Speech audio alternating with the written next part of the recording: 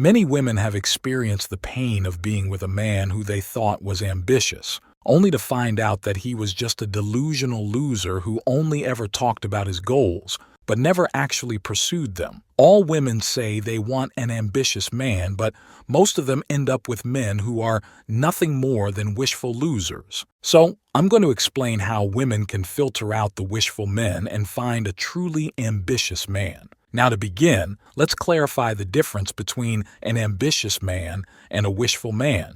An ambitious man is a man who both has goals and is meaningfully pursuing them. But a wishful man is a man who has goals but is not meaningfully pursuing them. And I add the word meaningful in there because it's not enough to pursue your goals, but to pursue them in such a manner that you have a realistic chance of achieving them. So if a man wants to be the greatest artist in the world, but he only paints once a week, then even though he is technically pursuing his goal, he is not doing so meaningfully because there's no realistic chance in hell that he'll become the greatest painter on the planet painting only once a week.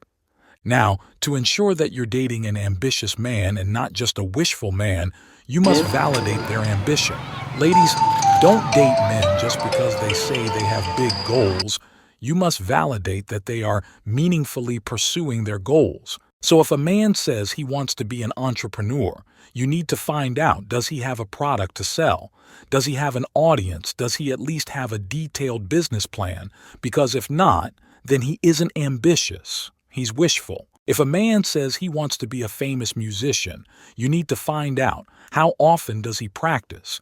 Is his music good? Does he have a plan to sell his music? Because if not, then he isn't ambitious. He's wishful. If a man says he wants to be a great athlete, you need to find out, how often does he practice? How does he compare to other athletes? Is his skill level comparable to where it should be given the amount of time he supposedly practices? Because if not, then he isn't ambitious.